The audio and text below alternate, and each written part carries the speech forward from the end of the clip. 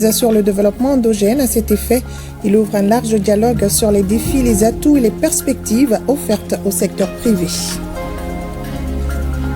Siama 2025, les chambres des métiers du Mali et de Salé Kénitra du Maroc unissent leur savoir-faire pour renforcer la formation et le partage d'expertise artisanale à travers un accord signé sous l'égide du ministère en charge du secteur.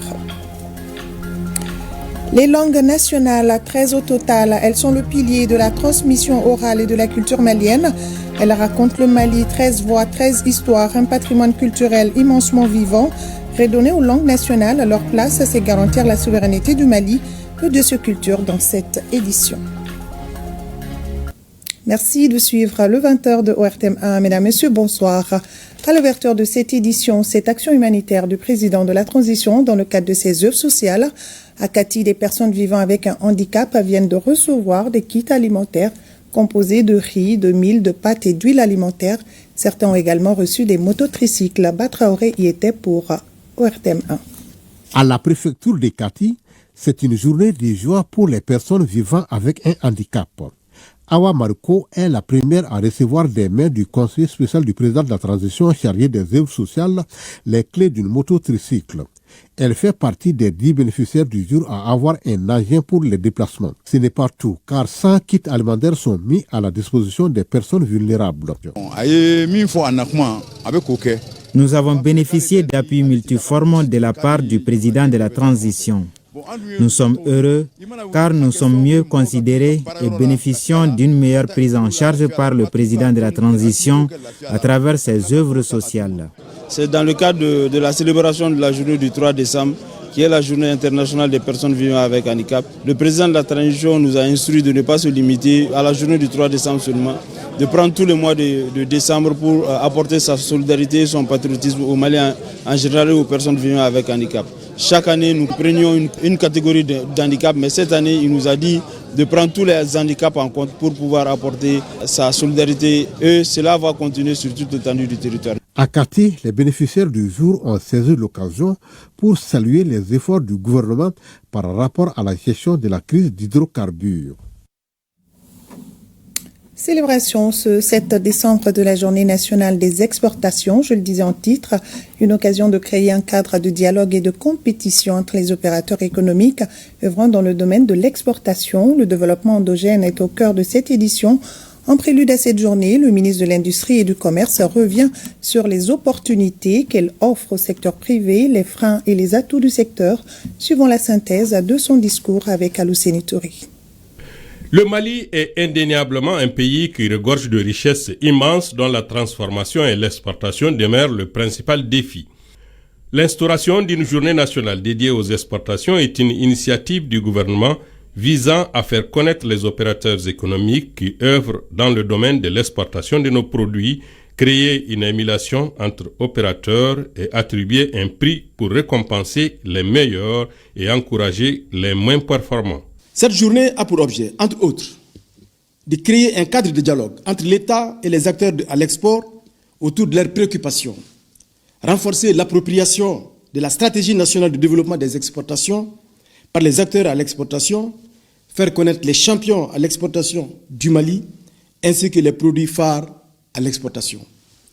Récompenser les opérateurs économiques qui ont marqué l'année pour leur effort de conquête du marché à travers des prix.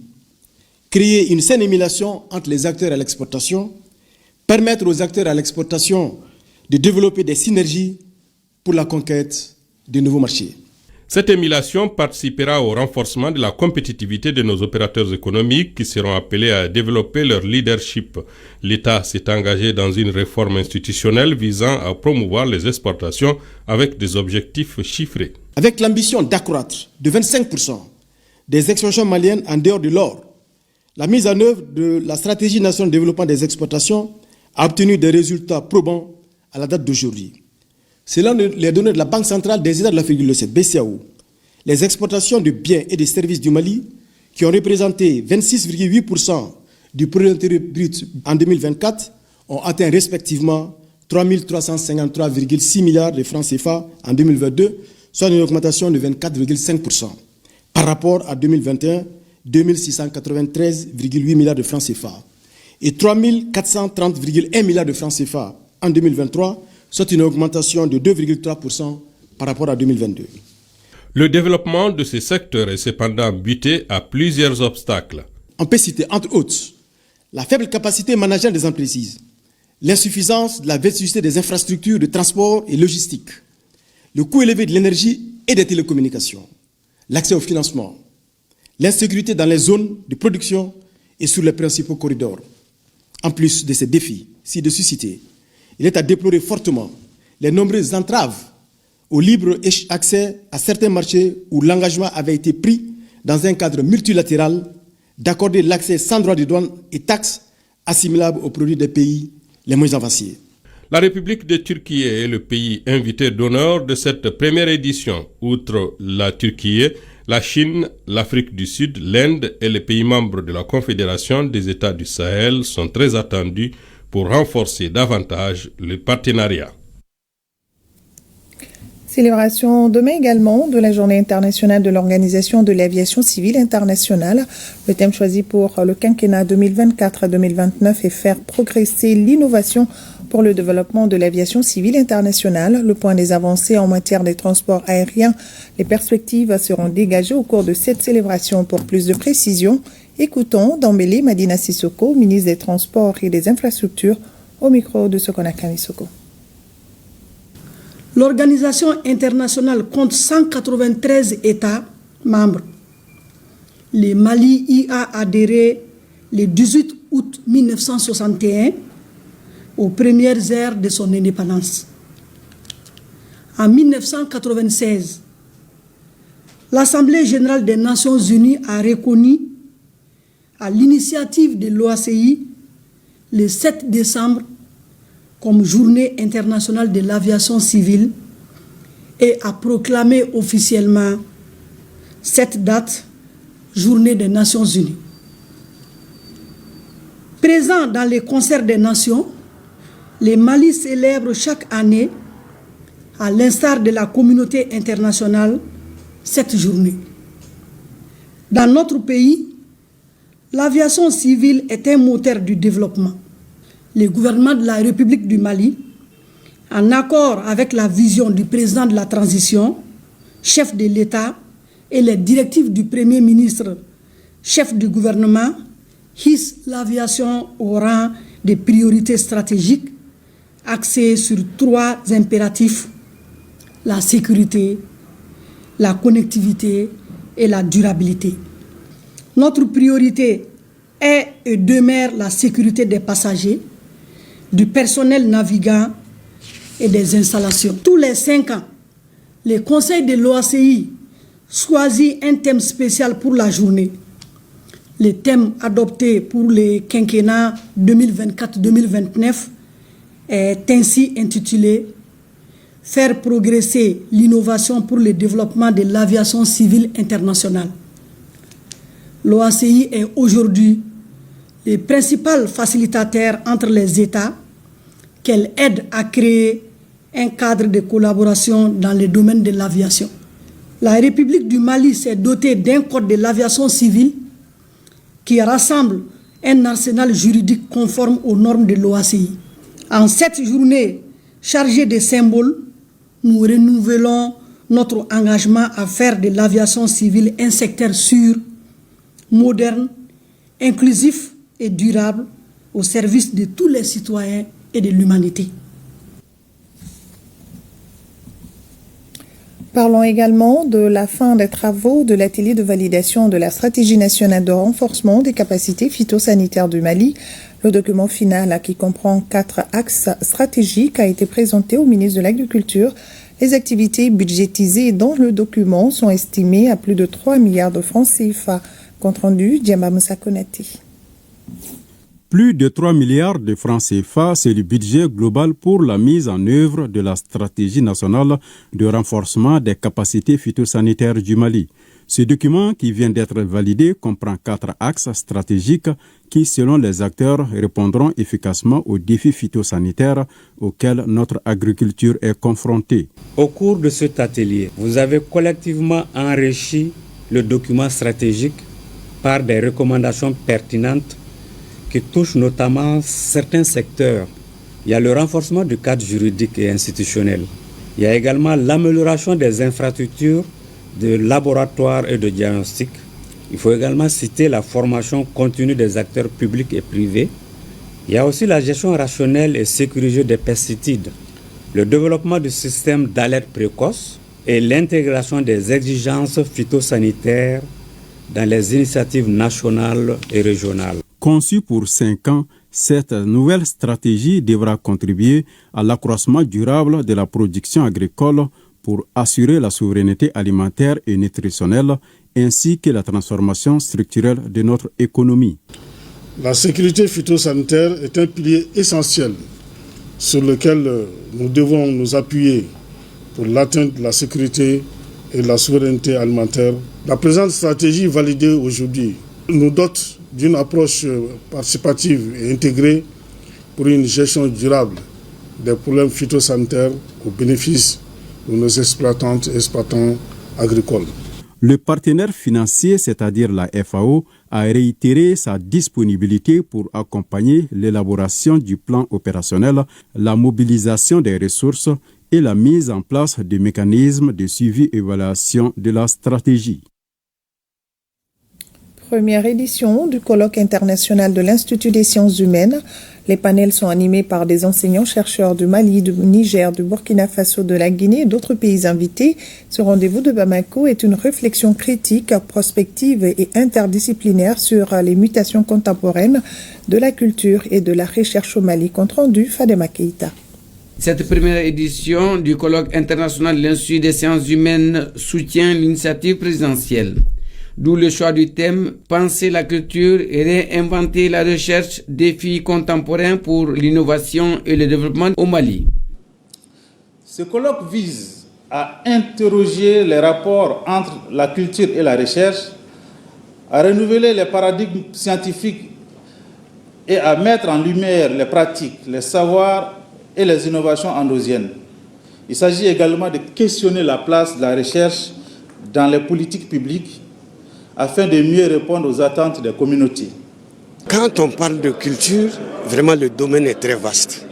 Et moi j'estime, au regard du peu que je connais et que j'ai vécu, qu'on connaît à peine le 10e de la culture malienne. Et c'est un défi pour nous, vraiment, d'aller investir, de retourner à nos ressources. Les réflexions vont aussi porter sur plusieurs thématiques: crise, conflit et résilience culturelle, études sur les communications multiculturelles, retour des objets d'art et à la tradition en pays Dogon. Cette approche transversale vise à encourager des formes collaboratives de production de connaissances fondées sur l'écoute, le respect des divers héritages culturels et l'innovation sociale. Le colloque examinera comment les nouvelles technologies, en particulier l'intelligence artificielle, influent sur la production et la diffusion de la culture et transforment nos façons de communiquer et d'apprendre. Les échanges de 2 jours qui promettent d'être riches et porteurs d'espoir et d'enseignement doivent éclairer l'action publique et renforcer le lien vital entre le savoir et la société.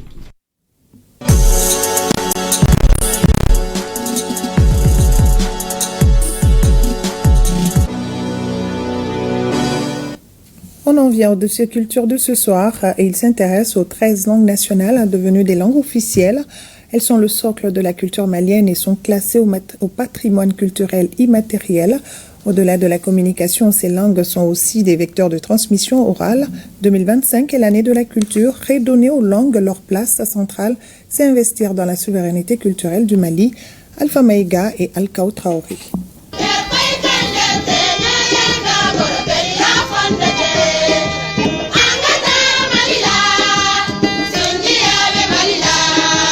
Au Mali, la richesse linguistique est l'une des marques les plus profondes de son identité culturelle, un patrimoine vivant. Les langues, ou la langue de façon générale, constitue un élément du patrimoine culturel immatériel. La langue se manifeste dans le domaine des pratiques et traditions culturelles, des expressions culturelles, de la tradition orale. Nos langues nationales ont aujourd'hui une valeur de langue officielle depuis la Constitution du 22 juillet 2023. Elles sont au nombre de 13. La langue nationale, c'est le cœur de la communication. Quelqu'un qui te parle ta langue du terroir, déjà à 70%, il a gagné la communication. À 70%, il a gagné son message. Et on reste en phase avec la population. L'oralité est au cœur des sociétés maliennes. Bien avant l'écriture, les récits, les savoirs, les règles de vie, les valeurs morales et les événements historiques ont été transmis de bouche à oreille. L'oralité de tout temps dans notre pays, c'est les communicateurs traditionnels qui sont les porteurs des messages. Le chef de village donne son message à son communicateur traditionnel. Et il arrive même un moment où si le chef de coutumier est énervé, le message qu'il va dire à son griot, le forgeron le module pour ne pas vexer la cité. Son message passe tout en maintenant l'harmonie entre l'autorité traditionnelle et la population de sa cité. En remontant l'histoire, en interrogeant l'histoire, vous allez trouver que l'assemblée constitutive dans l'histoire était surtout constituée par les griots qui étaient considérés comme des députés dans le temps. C'est eux qui étaient là pour transmettre les valeurs de notre société de bouche à oreille. Chaque langue porte ses proverbes, ses chants, ses récits épiques.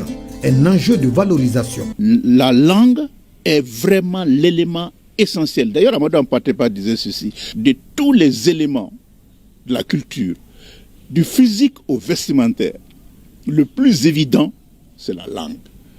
Et c'est elle qui porte tout. Et l'oralité allie la confidentialité, la mémoire. Quand quelqu'un parle, il s'engage. Donc la parole, la langue, c'est la dignité, c'est la souveraineté, c'est l'identité. C'est pourquoi aujourd'hui on parle effectivement d'officialisation des langues nationales. Nous ne pouvons pas être nous-mêmes si vraiment nous ne connaissons pas effectivement le fond même de nos langues. Malgré leur importance, les langues nationales restent souvent reléguées au second plan face à la domination du français dans l'administration, l'école et les médias. Un avenir en question. Depuis que la Constitution a été promulguée, elle a été traduite dans nos 13 langues officielles du Mali. À l'école aussi, il y a des avancées. Le bilinguisme consiste à enseigner non seulement la langue française qui était notre langue officielle, mais en dehors de la langue française, une langue officielle, une langue nationale qui appartient au terroir. On dit traduire, c'est trahir. Pourquoi le Mali croit? Pourquoi on ne dit pas le Mali nouveau? Pourquoi on ne dit pas le renouveau du Mali? Pourquoi on ne dit pas le nouveau Mali? Parce que ça ne traduit pas. Donc on préfère garder le mot Mali-Croix. Ce n'est pas parce qu'on ne connaît pas le français, non. C'est parce que justement, si tu le traduis, tu perds le sens. Toute traduction est une trahison.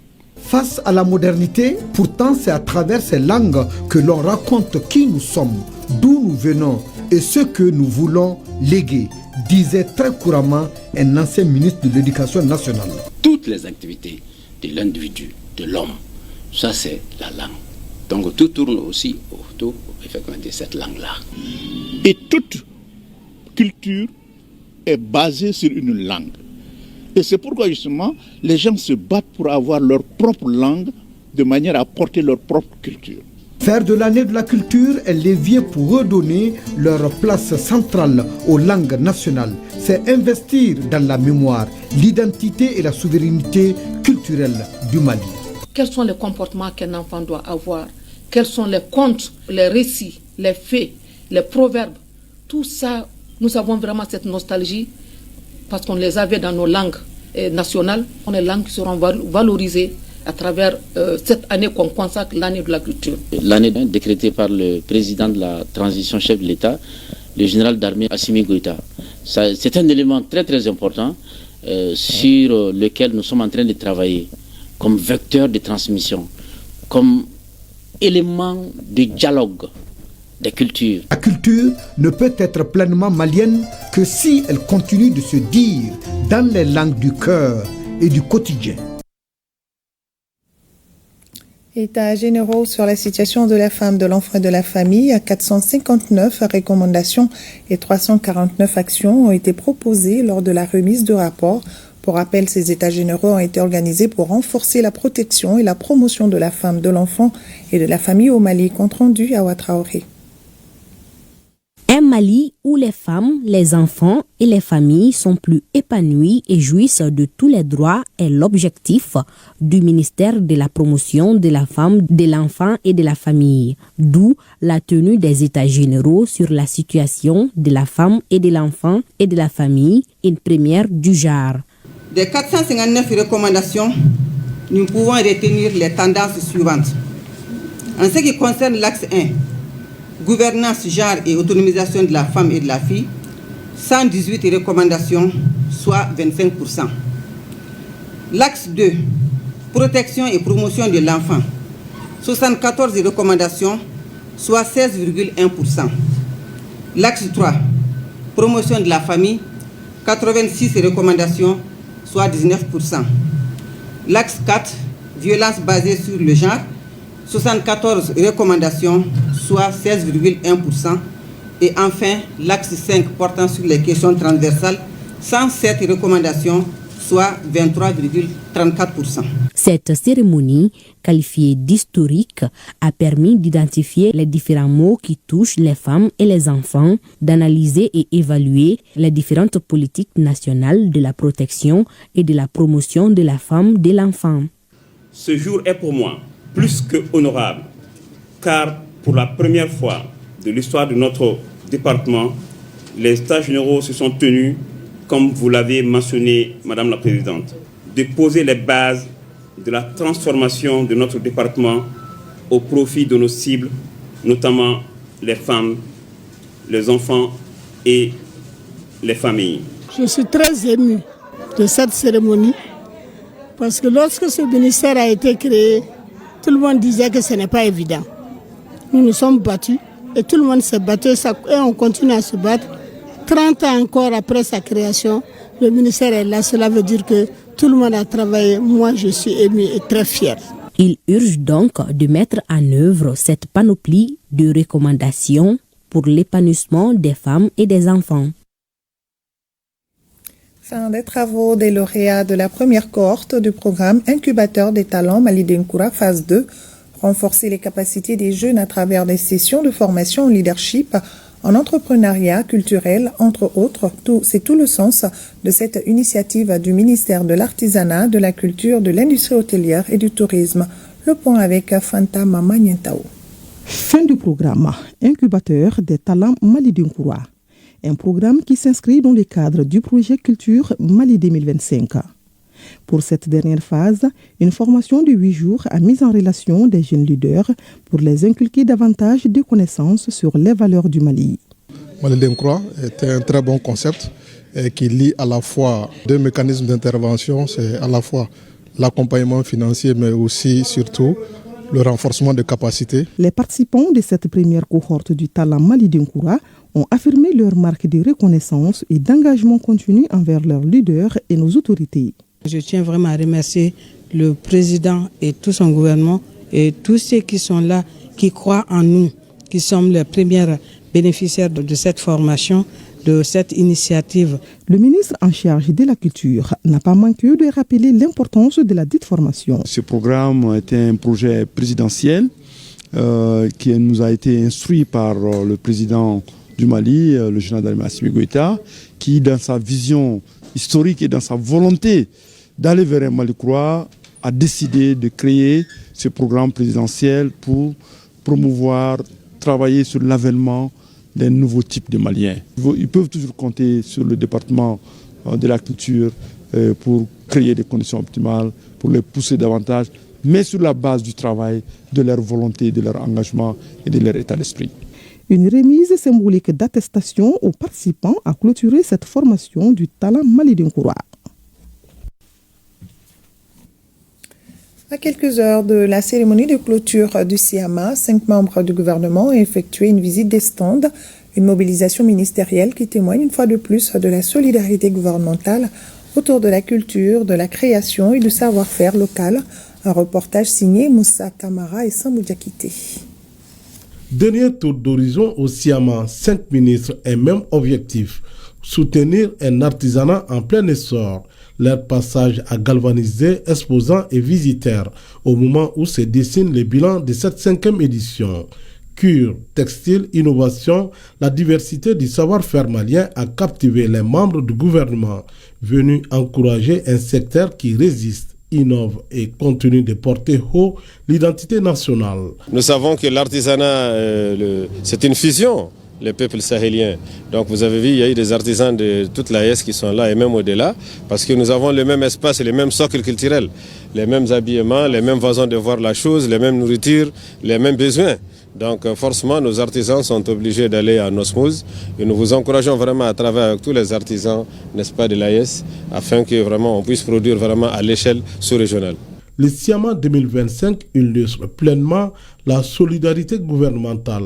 Le ministre de la Communication salue un engagement collectif autour de l'artisanat, un secteur fédérateur que chacun défend avec conviction. Vous savez, l'importance, la taille des membres du gouvernement ici augure de la volonté du gouvernement à encourager les artisans et c'est aussi vous pousser à produire tout ce dont le peuple malien a besoin. Et nous constatons aussi que vous êtes sur la bonne voie. Et nous pensons qu'aujourd'hui, le Mali a toutes les ressources qu'il faut, que ce soit au niveau ressources naturelles et ressources humaines, pour pouvoir produire tout ce qu'il faut pour faire le bonheur de son peuple. Cette mobilisation gouvernementale envoie un message clair. L'artisanat malien avance, uni, soutenu et plus déterminé que jamais à conquérir de nouveaux horizons. On en vient à un autre titre de ce journal avec ses signatures de conventions de partenariat entre l'Assemblée permanente des chambres des métiers du Mali et la Chambre d'artisanat Salé Kénitra du Maroc dans le cadre du SIAMA 2025. Et c'est pour favoriser un échange d'expériences entre les deux chambres. Un reportage de Youssouf Diakité et Sambou Diakité. Cette signature des conventions est une matérialisation tangible des résultats du Salon international de l'artisanat du Mali SIAMA. La Chambre des métiers du Mali et la Chambre d'artisanat de Salé Kénitra du Maroc s'unissent désormais comme une seule chambre en vue de faciliter la promotion des produits et l'échange de connaissances. Je suis très honoré par la signature de ce partenariat avec notre pays frère le Mali. Ce partenariat concernant l'artisanat axé sur beaucoup de métiers tels que les métiers de service et les métiers de production. Ce partenariat aussi il va nous pouvoir de mettre un système qui va permettre à nos artisans de promouvoir leurs produits. Pour le président de la Chambre des métiers du Mali, ceci constitue une opportunité pour les artisans de deux pays permettant de renforcer leurs compétences opérationnelles. Nous avons des besoins de formation dans certains domaines, donc comme la tannerie, maroquinerie, la mécatronique et la réparation de téléphonie mobile. Il y a d'autres métiers également que nous avons mis dedans. Presque dans tous les domaines où nous pouvons bénéficier de formation, le Maroc a promis de nous accompagner. Et d'autre part aussi chez nous, il y a des domaines comme la céramique. Le Maroc est intéressé, donc nous aussi, nous allons former les Marocains dans ce domaine. Donc c'est dans un partenariat gagnant-gagnant que nous avons voulu signer cette convention. L'artisanat, faut-il le rappeler, est un pilier économique essentiel, créateur d'emplois et de richesses, et un moteur de vitalité locale réparti sur tous les territoires, des villages aux zones rurales. Il dynamise les économies de proximité, favorise l'insertion professionnelle, transmet des savoirs et contribue significativement au produit intérieur brut national. La troupe de Ségou est prête dans les 5 disciplines retenues, dont la danse traditionnelle, le solo de chant pour la Biennale Tombouctou 2025. Le gouverneur de la région de Ségou a rendu une visite à la troupe en pleine répétition, occasion pour lui de galvaniser davantage sa troupe et lui apporter son soutien. Ramata Konaté et Karamoro Traoré. Ségou en pleine préparation de la Biennale artistique et culturelle Tombouctou 2025. Au musée régional du Ségou, les acteurs sont à pied d'œuvre dans les différents ateliers pour les derniers réglages. On a beaucoup avancé et je crois que même si on nous dit d'aller jouer aujourd'hui, Ségou est prêt. Parce qu'il y a 5 disciplines, le solo de chant, l'orchestre, la danse traditionnelle, la pièce de théâtre et l'ensemble instrumental. Et le moral est au beau fixe. Ce que j'ai vu est déjà très encourageant. Leur présence, leur engagement, les longues heures de répétition sont déjà une victoire. Nous leur avons confié les couleurs de la région de Ségou, que la troupe doit porter très haut, défendre ses couleurs et nous amener la victoire. Ségou, détenteur du trophée de la dernière biennale, mettra donc les bouchées doubles pour garder le trophée. Ségou, la cité des Balanzans, est une terre chargée d'histoire. C'est une terre de talent, une terre de dignité, une terre de courage. Et donc nous leur avons demandé d'exprimer l'art de Ségou. Et on leur a demandé de se faire plaisir, de se lâcher et de montrer au reste du pays ce que Ségou sait faire de mieux. Pour galvaniser davantage la troupe, le gouverneur lui remet une enveloppe symbolique. Et l'état-major général des armées informe l'opinion qu'une escorte FAMA de convoi de citernes a essuyé des tirs de terroristes sur l'axe Bougouni-Bamako ce samedi 6 décembre 2025. Les unités engagées ont vigoureusement et promptement réagi et la situation est sous contrôle. Les citernes endommagées ont été prises en charge par les forces.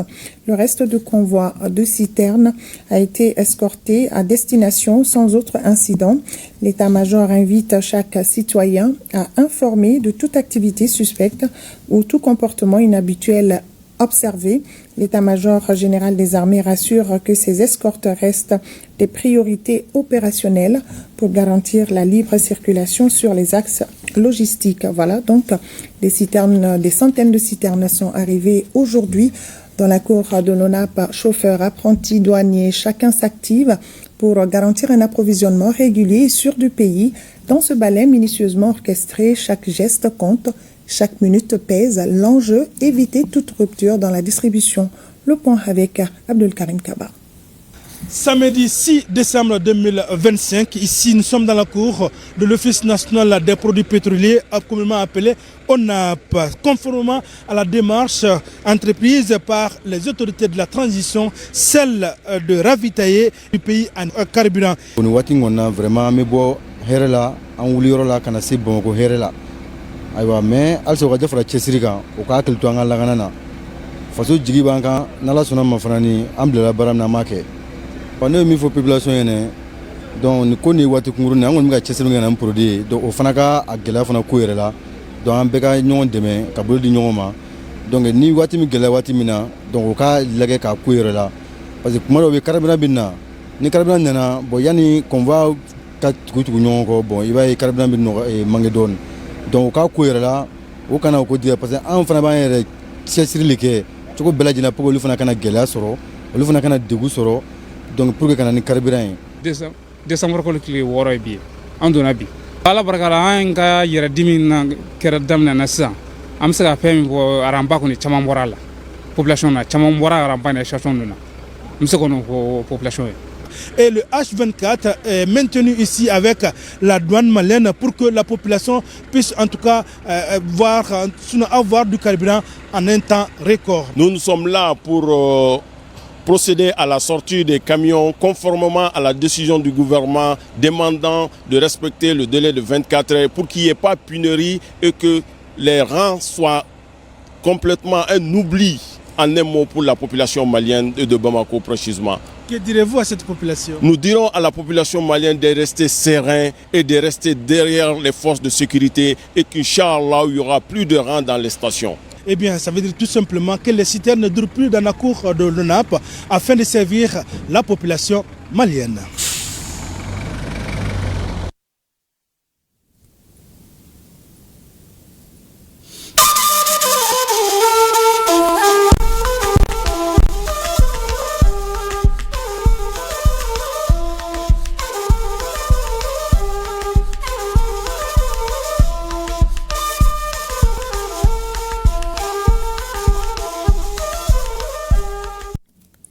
L'actualité AES nous amène d'abord au Burkina Faso. Le président de la République, le capitaine Ibrahim Traoré, a reçu les lettres de créance de 11 ambassadeurs au palais de Koulouba. Ces diplomates vont participer au renforcement des relations de coopération entre le Burkina Faso et leur pays. Et Frédéric Nikiema. Ballet diplomatique au palais de Koulouba à Ouagadougou. Un signe de vitalité de la diplomatie burkinabé, le chef de l'État, le capitaine Ibrahim Traoré, reçoit 11 nouveaux ambassadeurs de pays amis. Sur le tapis rouge, Deong Zhao de la République populaire de Chine. Premier à présenter ses lettres de créance au président du Faso, c'est un diplomate de carrière avec plus de 30 ans de service au ministère chinois des Affaires étrangères. À sa suite, l'Égyptien Mohamed Zakaria Hussein El Ghazaoui. L'homme a occupé de hautes fonctions au ministère égyptien des Affaires étrangères, parmi lesquelles il a été le vice-ministre adjoint aux Affaires européennes et conseiller politique. Avant le Burkina Faso, l'homme a servi en tant qu'ambassadeur à Washington, à Ottawa, à Djibouti et à Athènes. Lui fait son entrée au palais de Koulba non pas au nom d'un pays, mais au nom d'une organisation de 27 États. Philippe Broken, diplomate belge, présente ses lettres de créance au capitaine Ibrahim Traoré en qualité d'ambassadeur de l'Union européenne auprès du Burkina Faso. Avant le pays des hommes intègres, le diplomate belge a également servi son pays en tant qu'envoyé spécial pour la région des Grands Lacs. Devant le drapeau burkinabé, Papa Diop du Sénégal. Avec près de 25 ans de carrière au ministère des Affaires étrangères au pays de la Teranga. Depuis Ouagadougou, il entend représenter son pays et travailler au renforcement de l'axe Ouagadougou-Dakar. Peter Smith Van Gelder nous vient du Pays-Bas. Il entend représenter son pays au Burkina Faso dans le cadre de la coopération bilatérale. Diplômé des études de droit, le diplomate néerlandais a anciennement occupé les postes de directeur adjoint de l'unité Conseil stratégique et stratège senior, de rédacteur de discours et de chargé de mission aux affaires étrangères de son pays. Kenneth Akibate est le 6e au palais de Koulba. Originaire du pays frère et voisin, le Ghana, l'homme a longtemps travaillé au service de sa nation dans le Parlement panafricain et au sein de l'armée ghanéenne et internationale. Après lui, Monseigneur Eric Sovigidi. Il est désormais le nouveau représentant du Saint-Siège au Burkina Faso.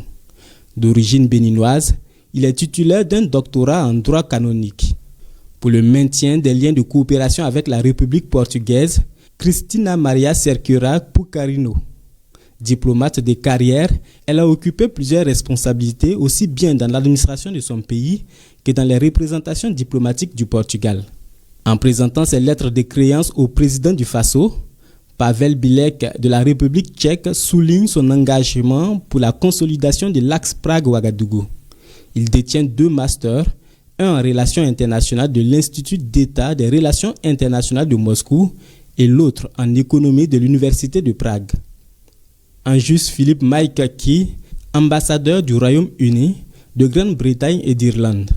Bien avant le Burkina, il a servi à Damas et à Tripoli en tant que représentant diplomatique de son pays. Enfin, Edwin Pitti Madrid, présenté devant le président du Faso, il représente son pays, la République du Panama, en qualité d'ambassadeur. Avant le Burkina, il a servi au même poste en République de Cuba.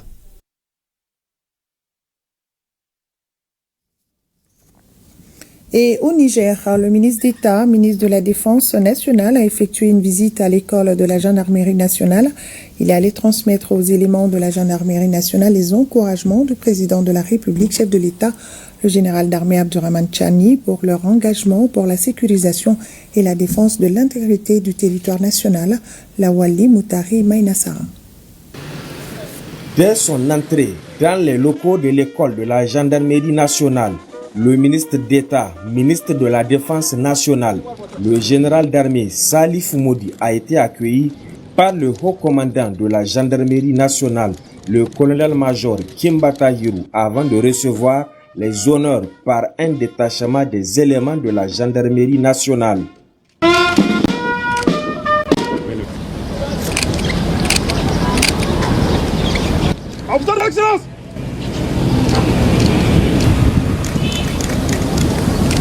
Cap sur la place d'armes où plusieurs officiers, sous-officiers et gendarmes attendaient l'invité de marque pour le rapport.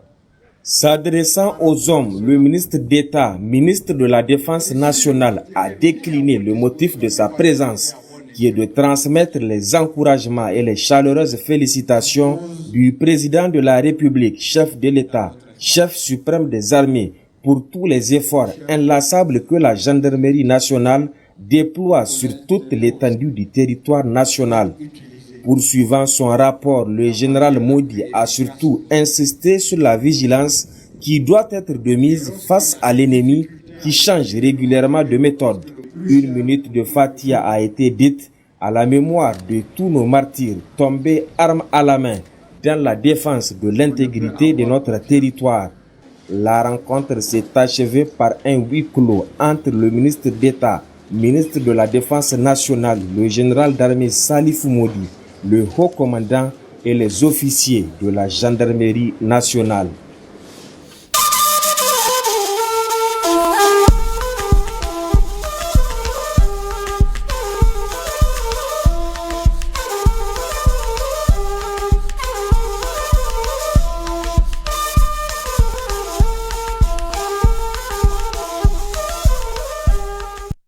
Et nous refermons la page AES. Le programme Bara Challenge Women 360 a été lancé hier vendredi. Un programme qui va accompagner 40 entreprises dans le domaine de l'agriculture. Un reportage de Yara Dambili.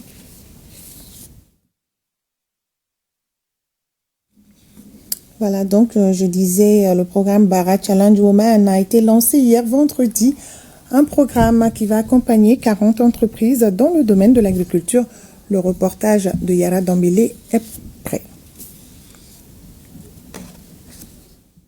Les femmes sont désormais au cœur du développement agricole afin d'assurer davantage la souveraineté alimentaire. C'est justement l'objectif de ce tout nouveau programme dénommé Bara Challenge Women 360. Il accompagnera 40 entreprises féminines dans le Sahel, dont 10 au Mali dans la concrétisation de leurs idées agricoles. Bara Challenge Women 360 est un programme pensé par nous, pour nous, un programme qui ne vient pas raconter aux jeunes et aux femmes ce qu'ils doivent faire, mais de leur donner les moyens pour faire rayonner ce qu'ils ont. Transformer le Sahel, créer de la valeur ajoutée, impulser un changement réel via l'innovation agricole. Le programme Bara Challenge Women 360 est accompagné par plusieurs partenaires, dont le programme Connaissance pour l'action Grande Muraille Verte et de l'Union européenne. L'Union européenne est fière, très fière, de travailler main dans la main avec CIFOR, ICRAF à travers des initiatives comme Regreening Africa. Ensemble, nous nous engageons à soutenir la résilience des communautés sahéliennes, à promouvoir l'emploi des femmes et à garantir une gestion durable des terres. Le gouvernement du Mali s'implique considérablement pour la réussite de ce programme car il s'agit de promouvoir l'entrepreneuriat féminin et aussi de faire émerger une nouvelle génération de leaders agricoles. La femme en tant que pilier de la construction sociale et économique du Mali, nul doute que sa contribution à l'économie nationale n'est plus à démontrer. Elle est au cœur de la production agricole, de la transformation des denrées, du commerce local, de la nutrition des familles, du fonctionnement quotidien de nos communautés et de l'équilibre social. Vous avez parlé de chaînes de valeur. Les chaînes de valeur sont aussi intégrées dans le système agricole. Et donc cette approche globale et intégrée va nous permettre de tester comment, sur un échantillon de 10 femmes, surveiller, encadrer, quelles leçons on peut en tirer pour faire un modèle de développement agricole et économique pour nos pays. Au dire du ministre Moussa Alassane Diallo, le Sahel a des talents et des ressources. Il ne reste maintenant qu'à les exploiter. Et en image, le ministre des Maliens établi à l'extérieur et de l'intégration africaine, Moussa Aga Ataer, prend part à la table ronde ministérielle organisée par l'OIM à Genève. La rencontre rassemble les ministres en charge des questions migratoires de plusieurs pays sous le thème « La migration en Afrique à la croisée des chemins et de la coopération et à l'identification de solutions ». Moussa Aga Ataer a rappelé à cette tribune les efforts engagés par le Mali pour réduire les coûts des transferts de fonds et renforcer l'impact économique des remises migratoires. Il a souligné le renforcement de la concurrence entre opérateurs, exportateurs, expansion des solutions numériques et du mobile monnaie, ainsi que les actions menées au sein de l'UEMOA pour harmoniser les cadres réglementaires et faciliter les paiements transfrontaliers. Le Mali travaille également avec la Banque mondiale, l'OIM et d'autres partenaires pour progresser vers l'objectif international d'un coût moyen de 3%. Dans le cadre de la célébration de la Journée africaine des jeunes, les autorités de la région de Bougouni ont véhiculé des messages de sensibilisation et de lutte contre la drogue à travers une conférence animée par le chef d'antenne de l'Office central de lutte contre les stupéfiants, Ouartem Bougouni, Abdul Karim Konaté et Djibril Bagayoko. La célébration de la Journée africaine des jeunes est un cadre approprié pour informer et sensibiliser les jeunes de la capitale du Bani-Mounouché sur les conséquences néfastes de la consommation de la drogue en milieu juvénile. Et c'est à travers une conférence animée par le chef de l'antenne régionale de l'Office central de lutte contre les stupéfiants. Son Excellence le général d'armée Assimi Goïta, il veut à tout prix que la drogue soit combattue au Mali. Parce que c'est seul ce fléau-là qui peut hypothéquer l'avenir de nos enfants. Cette journée est célébrée sous le thème lutte contre la drogue en milieu jeune, stratégie de sensibilisation et dispositifs de répression des réseaux de trafic. La drogue est aujourd'hui l'une des menaces les plus dangereuses pour notre jeunesse. Elle détruit des vies, brise des familles et compromet l'avenir de toute une génération. Comme le disait Nelson Mandela, la jeunesse n'est pas seulement l'avenir d'une nation, elle est la force d'aujourd'hui. Chers jeunes de la région de Bougouni, moi je le sens présentement en vous. Je rappelle que vous êtes au cœur de ce combat. Votre rôle n'est pas seulement d'éviter la drogue, il est aussi d'être des acteurs de sensibilisation, des exemples. Dans le souci d'atteindre le maximum de cibles, les autorités ont choisi le monde scolaire. C'est là pour mieux véhiculer leur message. Lancement à Caille des activités marquant les 50 ans du lycée d'Oukolo Konaré. Ce lycée a formé plusieurs générations de cadres, de leaders et de citoyens engagés. La cérémonie était présidée par le gouverneur de la région de Caille en présence des autorités administratives, politiques, scolaires, des partenaires de l'école, des enseignants et bien sûr des élèves. Les temps forts avec Kansutu Kamiti. C'est en janvier 1975, quelques jours après le décès de M. Doukolo Konaré, instituteur à la retraite, membre du conseil communal, que le commandant Amara Danfaga, alors gouverneur de la région de Caille, annonça la création d'un lycée qui porterait son nom. Le lycée Doukolo Konaré de Caille compte aujourd'hui 50 salles de classe ordinaires, 4 salles spécialisées, une direction, 2 salles de professeurs, dont la première a été construite par Mme Adamba Kourari et la seconde par le conseil de cercle de Caille. Avec un effectif de 3000 à 3200 élèves en fonction des années, encadrés par 122 professeurs. Au-delà de l'aspect festif des 50 ans du lycée Doukolo Konaré de Caille, le personnel administratif et les enseignants ont bien voulu donner un nouveau visage à cet établissement en lançant un véritable projet de développement. Ce projet vise quelques axes majeurs: l'innovation pédagogique, avec la création et équipement de 2 laboratoires des sciences physiques et des sciences de la vie et de la terre, la construction des salles de classe, l'infrastructure, rénovation du centre de documentation et d'information CDI, entre autres. Ce projet si ambitieux qui nous tient tant à cœur fait un montant de 477 867 873 francs CFA. Notre région, riche de sa jeunesse et de son potentiel, doit continuer à faire de l'éducation une priorité. À cet égard, le LDKK doit rester un pôle d'excellence, capable de relever les défis d'un monde en mutation. Pour ce faire, nous devons continuer l'amélioration continue des infrastructures, le renforcement de la qualité pédagogique, la promotion des technologies éducatives et l'implication accrue de la communauté.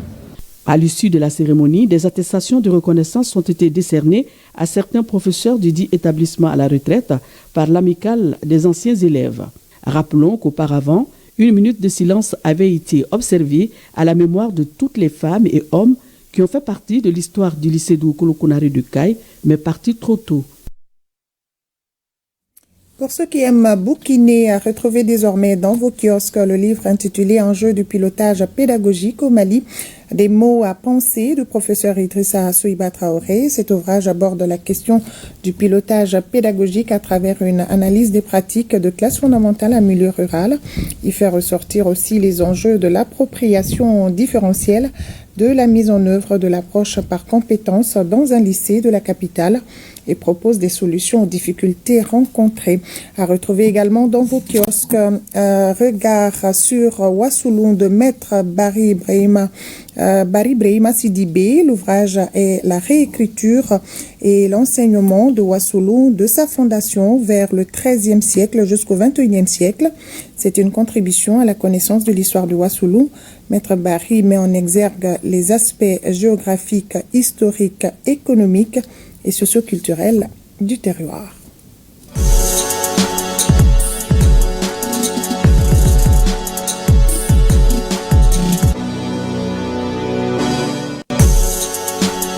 L'actualité sportive, le développement, c'est tout de suite avec Famourou Djourté. Bonsoir Famourou Djourté. Bonsoir Hadijatou, bonsoir à tous. Alors, le traditionnel sport de masse du département des sports s'est tenu ce matin à Maniambougou. Quelle fédération était à l'honneur? Oui, pour ce mois de décembre 2025, c'est la Fédération malienne du sport travailliste et amateur, FEMASTA, qui était à l'honneur. D'autres fédérations nationales étaient également présentes à ce numéro de sport de masse, une initiative du ministre Abdul Kassim Ibrahim Fomba. Mohamed Naman Keita pour le compte-rendu. 7h du matin à Mayambougou, sur une île bien aménagée, des coachs hyper entraînés attendent de pied ferme le ministre Abdul Kassim Ibrahim Fomba et ses invités. La traditionnelle marche donne le ton du sport des masses aux couleurs de la Fédération malienne des sports travaillistes et amateurs. Après 2 tours de crocodile, c'est l'ère du défi de fitness avec un coach aussi exigeant.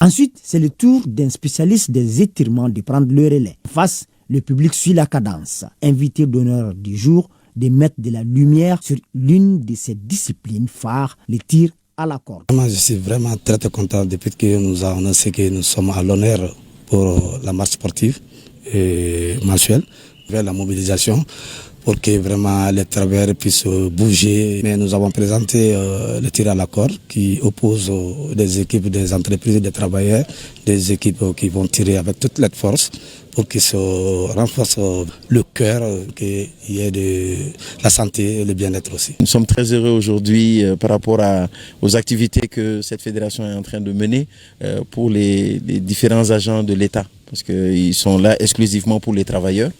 Et ça fait plaisir de les avoir avec nous aujourd'hui pour mettre un peu la lumière sur eux, sur le travail qu'ils font et aussi pour montrer leur engagement aujourd'hui par rapport à la santé du personnel de l'administration malienne. En plus des victoires des équipes dames et messieurs du département en charge des sports, le public a eu droit à des démonstrations des athlètes de l'île dénommée Parcours du combattant. Rendez-vous est pris pour les premiers samedis du mois prochain pour une autre belle aventure sportive des sports de masse.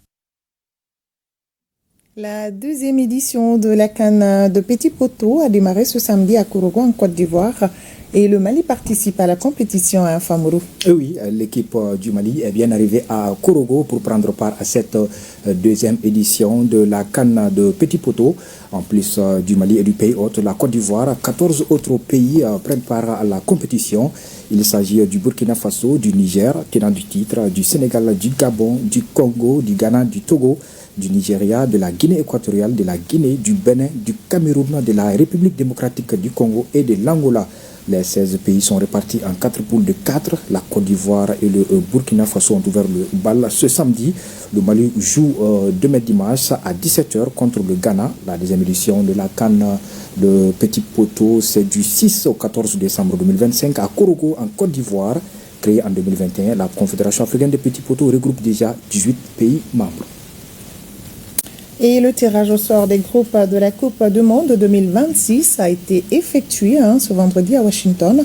Et quels sont les groupes des sélections africaines, Famourou? Eh bien, le tirage a réservé des fortunes diverses aux sélections africaines engagées. Le Maroc évoluera dans le groupe C aux côtés du Brésil, de Haïti et de l'Écosse. Une poule relevée, mais à la portée des Lions de l'Atlas, demi-finaliste de la précédente édition au Qatar. L'Afrique du Sud, elle, se retrouve dans un groupe A assez équilibré avec le Mexique, la Corée Corée du Sud et un quatrième adversaire encore à déterminer issu des barrages européens. Du côté de l'Afrique du Nord, 3 sélections héritent du groupe plutôt ouvert. La Tunisie dans le groupe F défiera les Pays-Bas et le Japon en attendant le barragiste européen qui complétera le groupe. Quant à l'Égypte, elle hérite d'un groupe G à sa portée avec la Belgique, l'Iran et la Nouvelle-Zélande. L'Algérie, elle, se frottera à l'Argentine, à l'Autriche et à la Jordanie dans le groupe J. La Côte d'Ivoire jouera dans le groupe E avec l'Allemagne, Curaçao et l'Équateur. Le Cap-Vert croisera l'Espagne, l'Arabie Saoudite et l'Uruguay dans le groupe H. Un test grandeur nature pour les requins bleus. Le Sénégal est placé dans le groupe I où l'attend un choc face à la France. Les Lions de la Teranga auront également affaire à la Norvège et un barragiste sud-américain ou asiatique sur leur route. Le Ghana est logé dans un groupe L relevé aussi avec l'Angleterre, la Croatie et le Panama. Quant au dernier billet africain potentiel, il dépendra des barrages. La République démocratique du Congo pourrait rejoindre le groupe K si elle se défait de la Jamaïque ou de la Nouvelle-Calédonie. La 23e édition de la Coupe du Monde de la FIFA 2026, c'est du 11 juin au 19 juillet 2026 aux États-Unis, au Canada et au Mexique. Merci bien, Famourou Diorté. Merci. Et à demain. Inch'Allah. Demain, 13h, retrouvez Aïchi Baba Keïta. Les tempêtes passent, mais la cohésion demeure, disaient nos grands-pères. Ainsi se referme ce journal sur ce souhait que chacun de nous devienne un artisan de paix, de respect et de lumière pour que demain soit plus beau qu'hier. Le Mali dans nos cœurs et dans nos prières. Bonne fin de soirée à tous.